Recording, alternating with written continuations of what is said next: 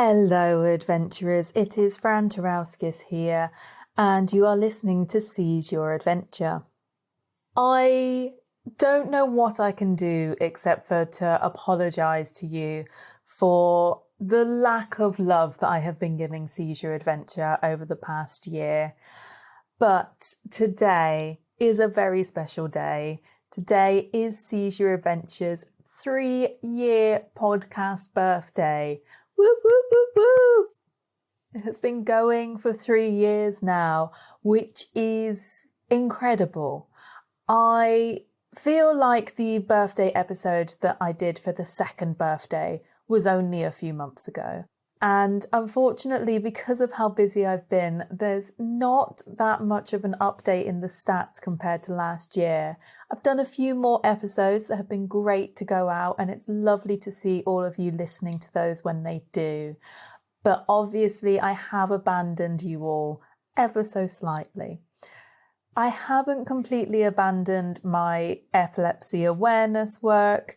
Some of the work that I am doing on other podcasts, particularly my new one, On the Outside, it does involve me talking about epilepsy and adventure still. And even though it might not be on a podcast, I still talk about it with people in talks and all of this kind of thing as well. So the podcast itself has fallen victim to how busy my life has been over the past year. It's kind of incredible that it's been this busy when we haven't been able to go out that much. We haven't been able to go on holiday, and I haven't had that many exciting adventures over the past year. But I have been so busy with other podcasting work, and I have Seize Your Adventure and all of you who have listened to Seize Your Adventure, a lot of you from the start, to thank for that. Because Seize Your Adventure was my OG podcast. It was a little bit of a sandbox for me. I look back over the episodes that I've done since we started 3 years ago, and oh my goodness, have I learnt so much over those 3 years. Now, the next couple of months are still going to be a bit hectic for me. It may well involve a house move. But I don't want to abandon this feed entirely, and I wanted to mark today to say that this is 3 years, and I'm going to do that by starting to share all of the Patreon content that I have been putting out for just over a year now. I started doing that around about last summer, and my patrons are the most amazing people. You help keep the feed going, you help pay for the website, and you, more than anyone else, have put up with me abandoning this project at times. And I know that my patrons, they don't pay for the extra content. I know that you pay because you believe in the project. And so I am deciding to share the Patreon content with everyone. For the public feed over the next few weeks, you are going to be getting Patreon content. It will turn out about every 2 weeks you'll be getting something, but hopefully it's a little something exciting and a nice way to just celebrate this 3-year anniversary. We are starting off with an episode that went out at the start of this year in January, and this is Outdoor Mindset Conversations. So you probably remember the episode I did with Outdoor Mindset where they took me over to Colorado. We did some high altitude hiking and I did some mountain biking there. Managed to meet the amazing folks at Outdoor Mindset. Kyle, Jake, Jeanie, Kalyn, and loads of other people involved in that project. I could only fit a small amount of the conversations I had with everyone into that episode. It was only half an hour and I spoke to people for ages. So this episode involves the extended version of some of those conversations, and you get to hear a little bit more of the background. I really hope you enjoy this. Thank you all for listening, and until next time, safe adventures, everyone. Who wants to go first? What do we do? I know, it depends on he does. Okay. I'm going to come over this side so it's slightly better. Yeah. Recording. I'm going to ask Kalyn first because I can remember the questions I was going to ask you. Oh.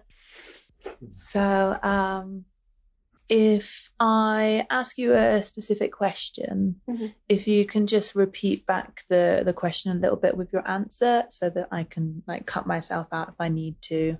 Sure. So if I ask you, what does adventure mean to you? You can just be like, adventure to me means, etc. This is like an occurred cut. I have to think. I have to think right now. It's okay. I'm not as good at the recording and the interviewing. You should hear how good I am at editing when you Yeah. when you hear the original versions with me just like messing up every now and then. And everybody else is really good. Everyone I'm interviewing is always awesome and I'm there going blip. We were speaking a little bit the other day about the fact that you had a couple of concussions because you used to do snowboarding. Would you mind telling a little bit about that? Yeah, absolutely. So, yeah, I had 3 concussions that were pretty major in my time pursuing competitive snowboarding. And the first one I was snowboarding the half pipe, and I was coming out of a transition into the air and then down, and there was a chunk of the half pipe wall that was missing. And the nose of my board went into that hole, which flung me face down into the bottom of the half pipe. So it kind of like catapulted me down quick, and I blacked out there, and then came to and had just a very strange experience, tried to stand up and couldn't, and then the events following that were just strange behavior. Like I slipped my way down to the bottom of the half pipe and then unstrapped, but I don't have any recollection of that part. And I apparently walked down, and then I went inside of my locker, like climbed inside of my locker, and yeah, I just had weird behavior, and then started to be really affected by the light. So I like crawled under a table, and then went to the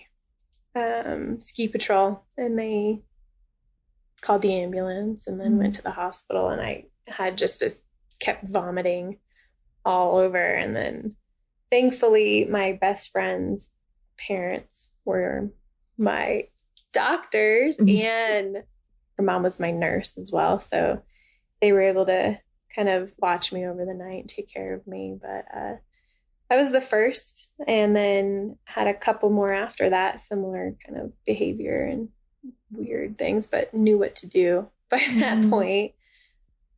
But didn't really understand like the side effects of that. You know, I just thought your brain kind of got a jump, and then you healed. I didn't really understand the long-term effects of it until probably like 4 years ago. And there was more research coming out with action sports specifically, where they're doing more studies following that of like what they do with football. And a lot of people started getting more outspoken, Kevin Pierce being one of them with Love Your Brain, and you know, Gretchen Bleiler, who was a friend of mine. She retired because she had her 3rd concussion as well. And yeah, just starting to understand that there is some long-term effects, and helped make sense of just my journey with it. So yeah, I think having the knowledge of how those, you know, kind of traumatic moments can affect me long term helped me understand a lot of like my own behavior, walking through depression and not really understanding why. And yeah, I mean, it's still a journey, but I feel excited knowing that it's a thing, and that there's a lot of steps you can take now. Yeah. When you kind of know what's going on. You know, neurofeedback is a one that I've looked at and studied a little bit and tried out. And yeah, there's so many more with nutrition and supplements and self-awareness that really help. But yeah, that was kind of my journey with concussions. And you mentioned one of your friends who ended up leaving the sport because of concussion, but did it help you to have people around that not only had concussions as well, so you could speak to them, but had other neurological conditions that have very similar symptoms in a way? Did that help to speak to people about that? Yeah, I mean, brain injuries were very common. Some people would pass away from them when they, hit hard enough. Sarah Burke, being a professional skier, when I was competing, had hit her head in the half pipe, and another was, Kevin Pierce, and it was never that severe, so I don't think I related my experience to what they had experienced. And by the time I retired was more of when people were kind of coming out with their experience of, they were retiring because they had these concussions. So it does help now learning that they are having that experience. And so I think, yeah, I'm just really grateful that it's becoming more well known and that athletes are considering their brain health with more of a serious matter, and learning to protect themselves better, and just taking it more seriously, because it is a big deal, and I'm just happy people are talking about it, because it wasn't a thing that people were really talking about when I had experienced it. But I got a lot of help from the people who have come out in these past few years and talked about their experience, for sure. And it's helped make sense of the past 10 years that I've experienced symptoms of that. So yeah. You still do snowboarding for fun, don't you? I'm so grateful that I can. Yeah, I love snowboarding. I've had a love-hate relationship with it a little bit, because you can really give it your all and can be kind of relentless on your body. But I'm really grateful for all the things that I've put my body through, that I still can, and I still love it. And I'm just grateful that I can get into the backcountry every once in a while. So yeah, I don't snowboard even a fraction of what I used to do, or at the capacity I used to do, but I think I enjoy just those small moments I can go split boarding. Yeah. And for this particular episode, I think I'm going to mix things up a bit and not ask about adventure, but ask what does having an outdoor mindset mean to you? I think so. Having an outdoor mindset, what it means to me is really just being mindful of how I facilitate myself in the outdoors. And so knowing how it impacts me when I don't get outside, and knowing how to prioritize it too. So I think that's like part of being just mindful of how I am and how I'm impacted, and just how it changes my well-being when I haven't prioritized it as opposed to when I have. And so I think, mindfulness. It's kind of like funny to say outdoor mindset and mindfulness. It's kind of obvious, but I think just being mindful of making sure that I get outside for my own mental health, well-being. Beautiful. You want me to repeat the question back when you ask it to me? Yes, I do. That's when I'll get my weird words out. Okay. I feel like there's so many things that we could go into, but it's late, so we won't start big in-depth ones right now. And I think that you said some of it last night when I was sneakily recording. Oh, You and Jake, anyway. So wait, when was this? when just before the films. Oh, okay. Nice. Yeah, so there'll be a little bit of that in there. Oh, that's good. I suppose three main questions. One will be the same. I won't necessarily use everything of this, by the way, so don't feel offended if I cut anything out, but if there is something you really want to put in there, just let me know. When you started thinking about the idea of outdoor mindset, why did you see a need for it? I said that in a very kind of abrupt questioning way, but obviously it's just a prompting question. Yeah. Why did you feel there was a need for it? Tell me. No, I can tell you. So you're curious about my experience with a neurological diagnosis, and then kind of how that experience may or may not have led to the idea of outdoor mindset. And I can target a couple of really specific scenarios and experiences that I had that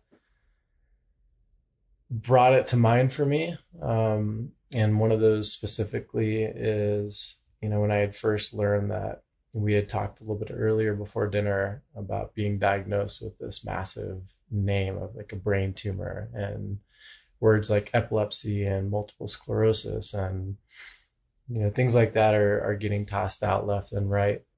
For me, I went right to quality of life, and I didn't necessarily go to span of life, which I found really, I guess it was interesting, but it was more about, I never thought I would be in that experience, so I could never forecast what I would think through in that situation. But, I remember waking up in the middle of the night, and it was probably 2 or 3 a.m. and it just really did kind of come to me that was such a massive revelation, that quality of life was so impactful for me. And I found so much quality of life in being outdoors and adventuring through mountain biking or snowboarding or whatever that might be, and being with people and sharing those experiences. And so that was just a really big revelation for me. And it came at a time that I was also visiting a lot of doctors, and I was seeing a lot of people in waiting rooms, and I was sitting across from them. And the moment where there's a lot of people around you, but then you actually look at someone in the eyes or in their face and you realize, okay, that person has a story.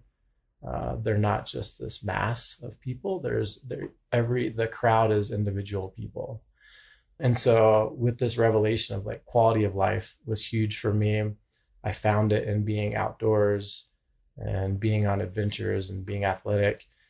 And that came in parallel with realizing that there were so many people in this world that were in the same situation as I was in at that moment. And they were getting faced with this massive diagnosis and had no idea it was out there. And so for me, I was just curious. I was curious, like, what kind of impact could be made if we really focused on the concept of, using nature and the outdoors and using community and connections with people to focus on quality of life for all of us that are affected by neurological challenges. And so that was a really big moment for me.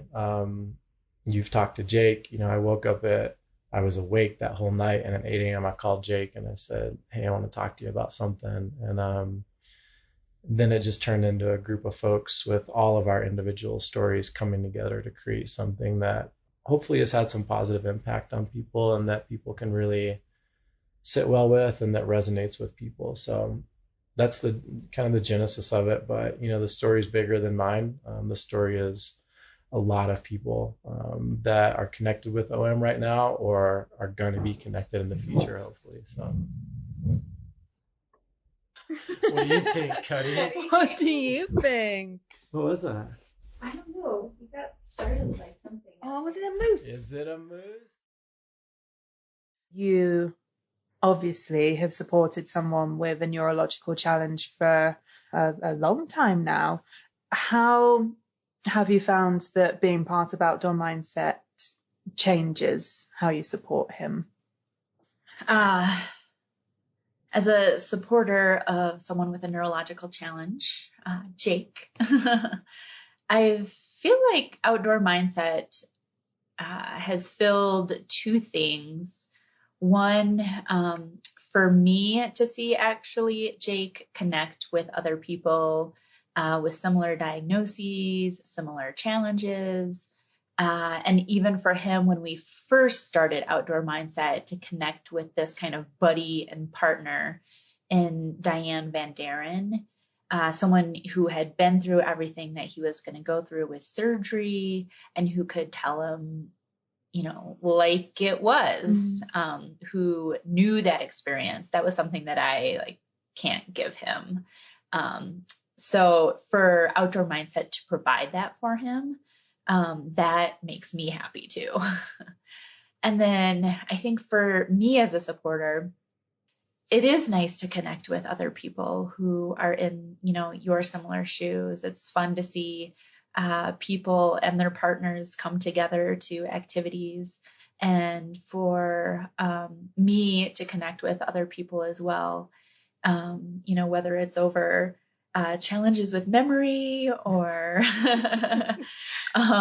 medication changes or, events, any of those things. It's nice to have some sort of commonality, and then obviously do it in a fun environment, like, getting outdoors and hiking and climbing and doing whatever, floats your boat. Yeah, fabulous. I'm going to ask you two more questions. Okay. They're both very easy, so don't worry. And you did that so fabulously. You're going to be you're going to be fine anyway. One question which I ask everyone: what does adventure mean to you? Oh, you said it was going to be an easy question. Sorry. This is, yeah. Yeah, for me, adventure is about trying new things and pushing my boundaries. And I like to do it with other people. I especially like to do it with my husband and in the outdoors. And that segues quite nicely into the second one, which is, what does having an outdoor mindset mean to you?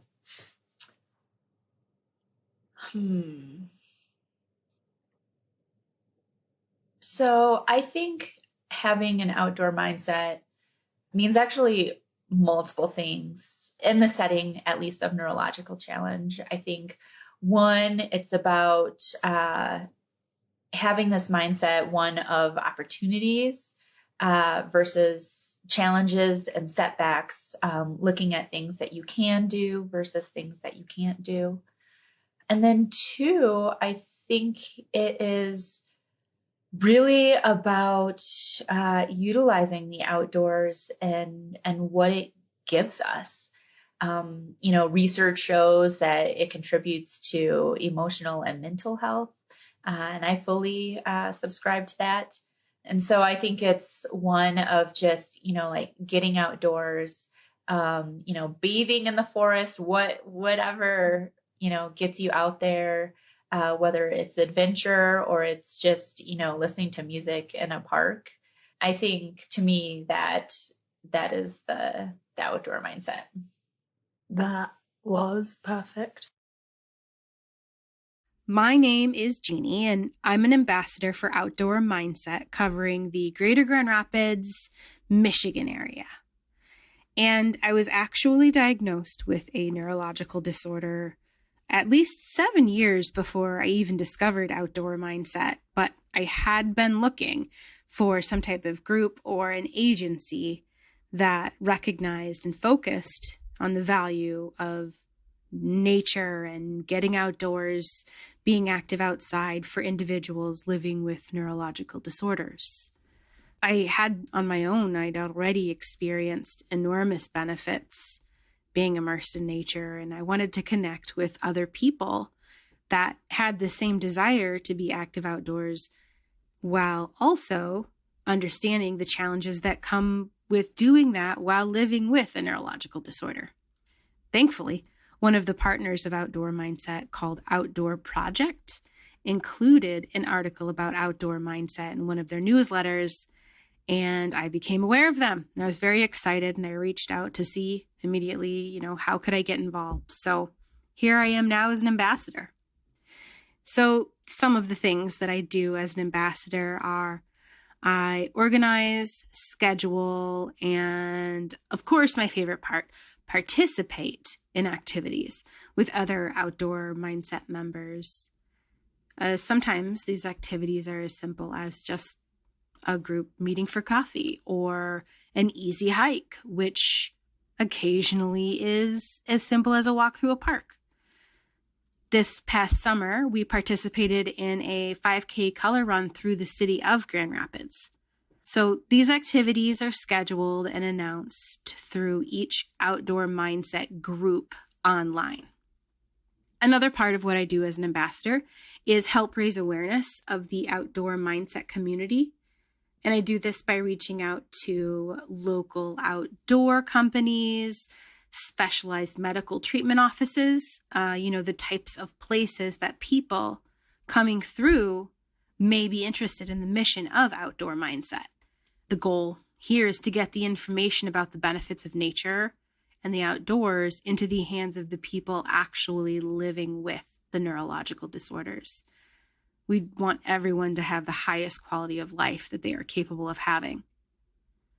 Something that I think is important and just really shouldn't be overlooked is the online community that exists within Outdoor Mindset. It's great to connect with other people who have the same goals pertaining to being physically active, particularly outdoors, and connecting with nature, even in a very peaceful, calm way, while understanding that there may be accommodations, necessary to acquire those benefits based on the individual's health and their specific neurological disorder. But that is where we really do see the strength of our members, and we can draw upon the strength for ourselves, and we can also be examples for others.